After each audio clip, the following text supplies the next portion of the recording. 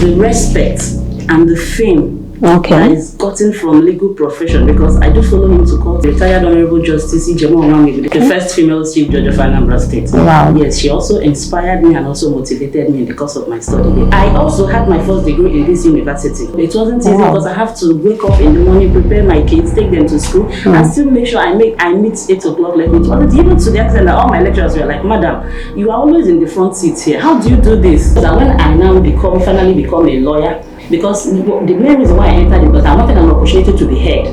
I also look at the likes of these people have been my role model all from when I was very small. Even the students are, "Madam, you try. How do you?" I said, "I'm determined, I'm focused." And today it paid off. It did.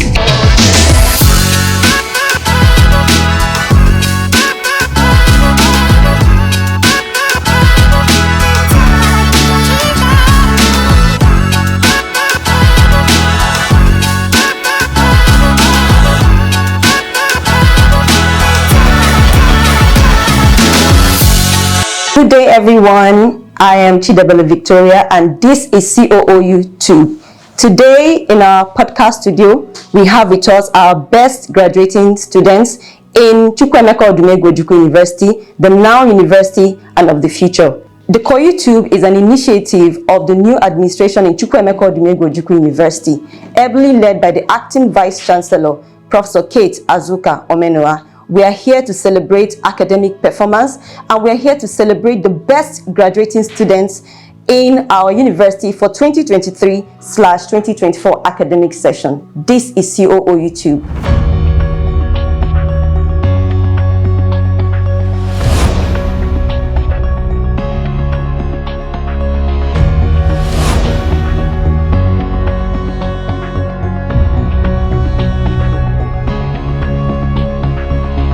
We have with us here our best graduating student from the Faculty of Law. She's going to be sharing with us her experiences throughout university, and we're going to learn a lot from her today. Can we get to know you? Okay.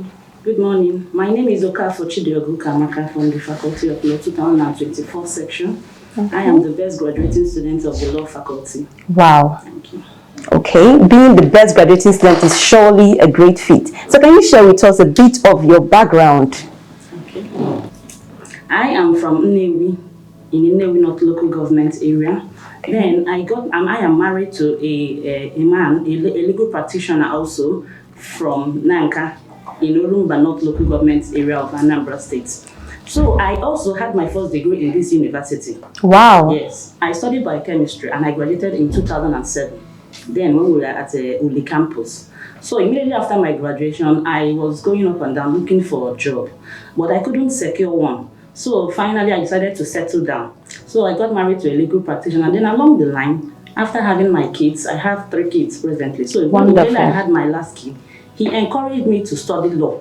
Okay. Though initially I felt this is not going to be easy. I don't know how I'm going to do it.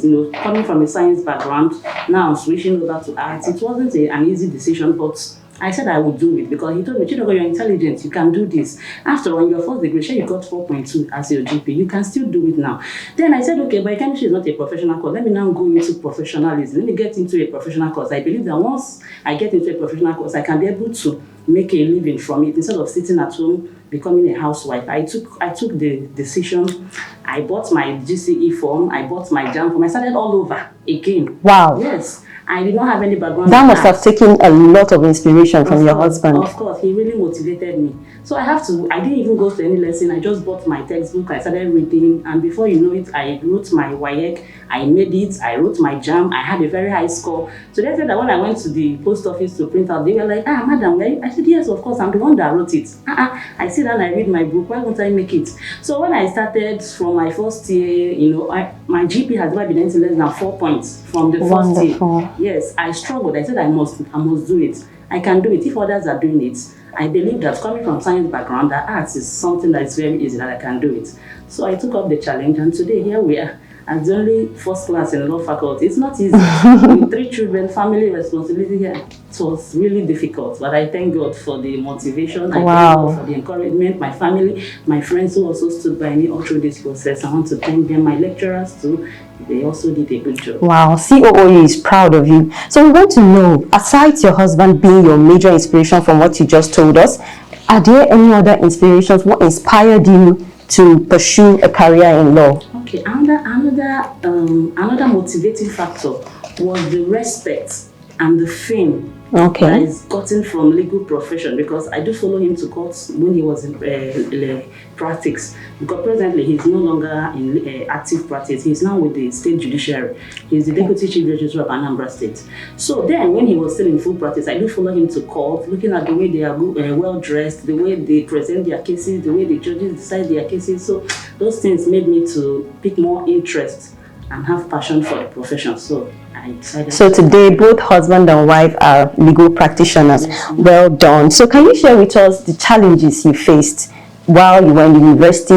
You should probably had your high and your low times. So can you tell us what were the hurdles you had to scale while you were in the university? The major challenge that I faced during my during the period of my being a student in COOU was majorly coming from all the way from Oka on daily basis, because I wasn't living in the school campus at all. I do shuttle from Oka every day. Probably because you had to take care of your home. Of course, on daily basis. Most times they even put 8 o'clock lectures, 9 o'clock. It wasn't easy because I have to wake up in the morning, prepare my kids, take them to school, and still make sure I meet 8 o'clock lecture. It wasn't even to the extent that all my lecturers were like, "Madam, you are always in the front seat here. How do you do this?" Even the students are, "Madam, you try. How do?" I say, "I'm determined. I'm focused." And today it paid off. It did.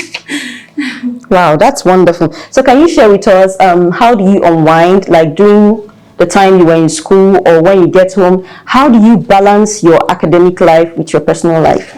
Immediately I come back from school, I pick my children. Once we come back, I try to do their homework for them, do everything I'm supposed to do, then I relax. Once it's 8 or 9, I make sure I read on daily basis. Before I go to bed, I must pick up my book and read. So the extent that all my kids, they already know most of our courses. I say, go and get my literature, go and get my literature. Mommy, you like reading? So I try to read. I don't, 1, I must be in class. 2, I have a study group too. We must do our tutorial, we must do our discussion. Then when I come back home, I try to read on daily basis. Wow. I try to read on daily basis. And I'm sure those children are lucky to have you as a mom. Of course. Because you're raising them with the same zeal. Yes, they're also doing well in their classes. Okay, that's nice. So tell us, what are your other support systems and who supported you? Did you have mentors that mentored you besides your husband, who is already a legal practitioner? Because I know you mentioned your husband. Okay. Aside from my husband, I've already mentioned earlier, my siblings also, my in-laws also motivated me. Also, I won't forget to also mention the retired Honorable Justice Ijeoma, the former Chief Justice and Chief Judge of Anambra State, the first female Chief Judge of Anambra State. Wow. Yes, she also inspired me and also motivated me in the course of my study here. Also, Justice Okumi, he also helped me. Your memorable moments as a law student, the times when you felt very happy, things that really made a mark for you during your time at the university? Actually, I was not really participating in it. Oh wow, you were a complete bookworm. Okay. So there were no extracurricular activities that you involved yourself in? No, I didn't, except our normal LOSA dinner. I guess that's how you made your best graduating students. I didn't want to be distracted in any manner, so I was fully concentrated on my studies. Wonderful. So share with us your vision for the future. Okay. My vision for the future, now presently my vision now is to, because we still have our 1-year law school to attend. Yes, my vision now is to also increase my zeal and my struggle to make sure that I come out also as a best graduating student in the Nigerian law school. Because if that is after that, we will now be called to the Nigerian bar. So if my vision now is to put in all my available effort to make sure that I become the best there. And not just that, when I now finally become a lawyer, to try to be heard. Because the main reason why I entered it was I wanted an opportunity to be heard. I also look at the likes of Ngozi Okonjo-Iweala, Dora. These people have been my role model all from when I was very small. I wanted to be heard. I wanted to make a change. I wanted to, I wanted to be heard, and also to help the women because most women are suppressed, even in their families and in the society. I was going to come to that question. How do you intend to cope with gender equality in the legal field? Yes, what I would like to do is to set up a kind of mentorship programs where we mentor the women, and also like the NGO where you tell them, you advocate on their behalf, you teach them their rights. Because most people don't know their rights. Exactly. Yes. So, but when they are informed or enlightened about their rights, they will not know the due process to go about in trying to redress their situation in case where they have any challenge. So quickly share with us your advice to others. What do you want to tell other students who are pursuing the same career in law? How they are going to do their best? How do you expect them to behave? Okay, so the students should make sure they face their studies squarely.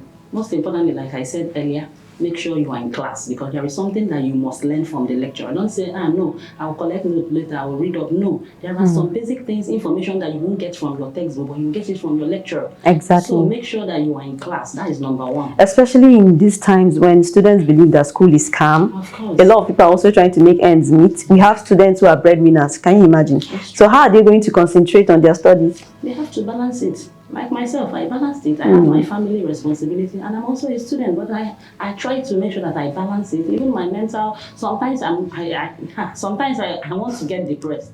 But when I look at the goal, because that is why you have to be passionate about whatever you're doing, not just being passionate, you have to focus. Because once you have that focus, you can always surmount any stumbling block on the way. Wow. So you have to be consistent in what you're doing. Keep doing what you're doing. It got to a point, some of my colleagues were like, Madam Chidiogo, you always read.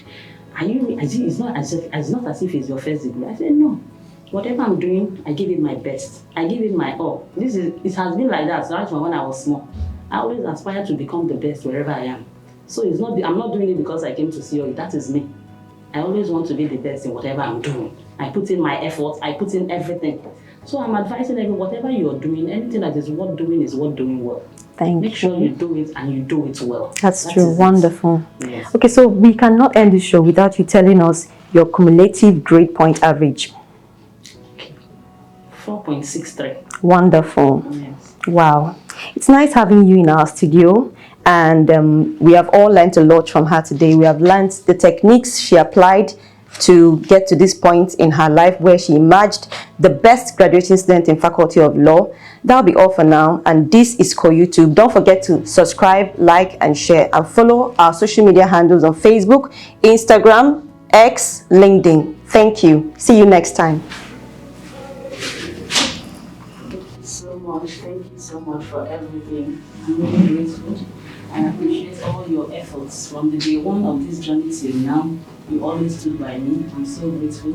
How you supported me, not just the school fees, the emotional support, taking care of the kids, even in my absence. Thank you so much. It wouldn't have been possible without you. Honestly, I don't know what I would have done without you. Thank you for this great opportunity to become a legal gentleman like you. Thank you so much. You're welcome. You're welcome. I'm proud of you too. Thank you. I'm proud of you. It's not easy passing through the Faculty of Law CCOU, because this is my alma mater. I had my first degree and my PhD from the faculty, so I know what it takes.